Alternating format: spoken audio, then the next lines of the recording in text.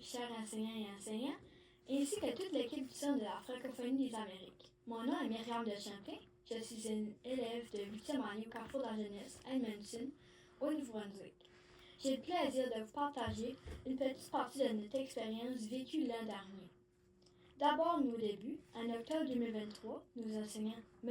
Mike, Mme Heidi, Mme Amy, accompagnés de Mme Kathleen, nous ont proposé de vivre une belle expérience, celle des voies de changement. 4 classes ont participé, 2 de la 6e année, 2 de la 7e année, soit 84 élèves. Chaque vendredi matin, nos classes jumelées en 2 groupes, groupe A, 6e et 7e année, et groupe B, 6e et 7e année aussi, se donnaient rendez-vous dans le beau grand local que nous avons décoré pendant l'année avec un mur de mots, des stations, des acteurs de changement et autres.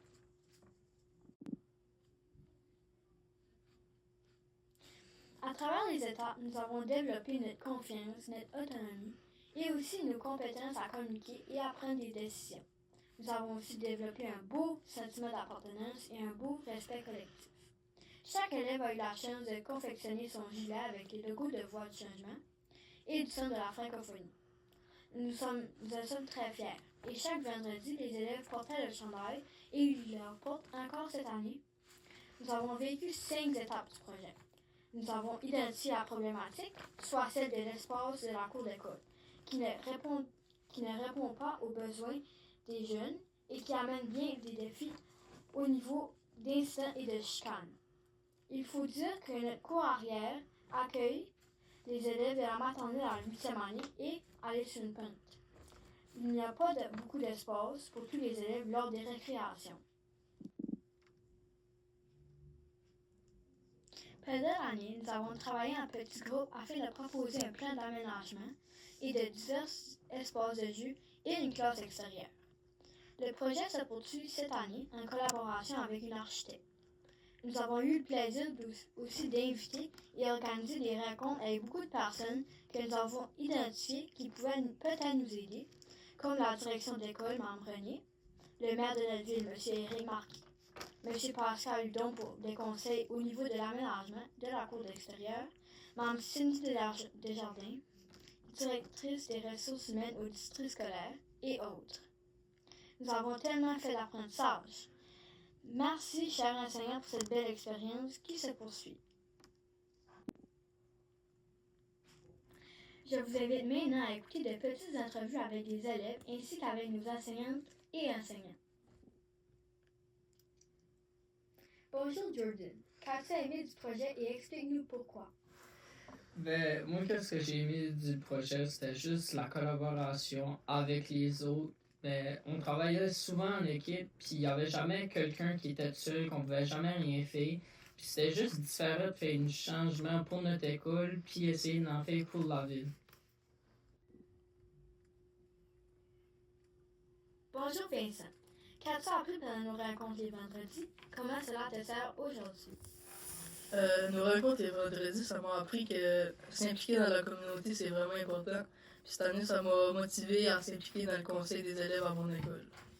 Bonjour Mike, est-ce que tu es fier de ta participation et tes partages lors des rencontres? Peux-tu préciser pourquoi?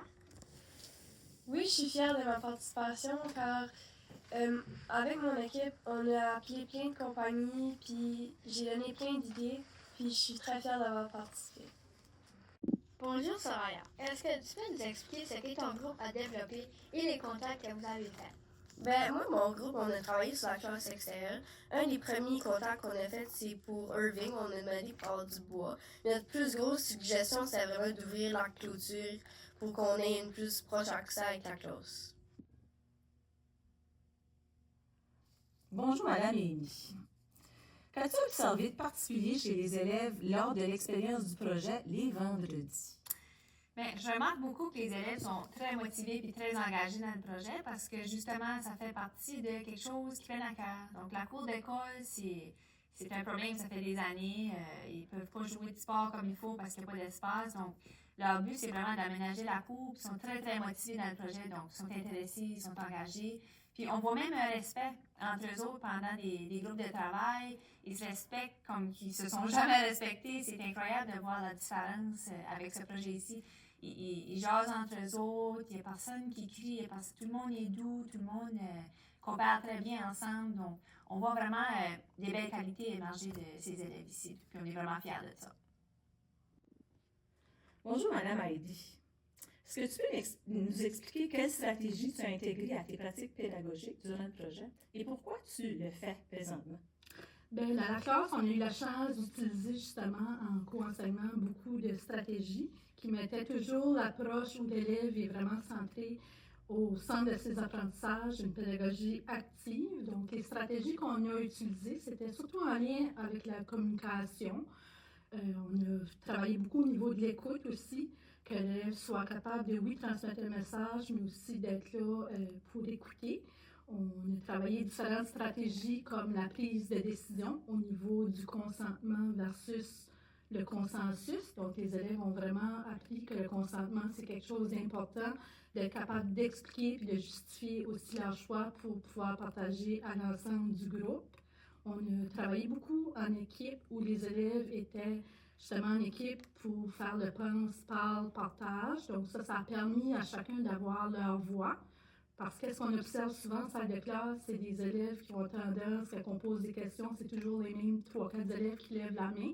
Avec ce projet-là, bien, ça a permis justement à des élèves qui étaient peut-être un petit peu plus timides de réfléchir, de penser, de discuter dans leur groupe pour ensuite qu'on soit en mesure de discuter en grand groupe. Donc, on a utilisé beaucoup de stratégies qui ont été très bénéfiques en salle de classe pour les élèves. Bonjour, Monsieur Mike. Est-ce que tu peux nous expliquer comment ce projet a transformé ton rôle comme enseignant? Mais au début, je dois avouer qu'on a eu d'ajustements à faire parce que, justement, on était des enseignants. On a appris à être un guide durant ce projet-là. C'est de se laisser aller, d'embarquer, puis laisser les élèves décider. Au début, on avait tendance à vouloir trop s'impliquer et dire « Ah, mais jusqu'à temps qu'on réalise que le projet doit venir d'eux autres. » Quand on a décidé de faire ça comme ça, après ça, on guidait les élèves. Notre tâche était beaucoup simplifiée.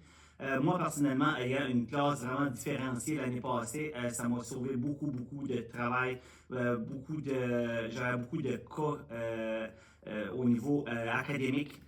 Donc, chacun a trouvé sa place parce qu'on avait jumelé aussi les 7e et les 8e années, les 6e et 7e années, excusez-moi, les 6 et 7, puis j'étais content de pouvoir travailler avec un autre enseignant, justement faire du co-enseignement multiniveau. Donc, c'était la première fois que je le vivais, mais ça fut qu'une expérience enrichissante que j'aimerais refaire demain matin si la chance me le permettait. Je désire terminer en vous souhaitant de vivre de merveilleuses expériences avec vos élèves ce semestre. Bonne journée!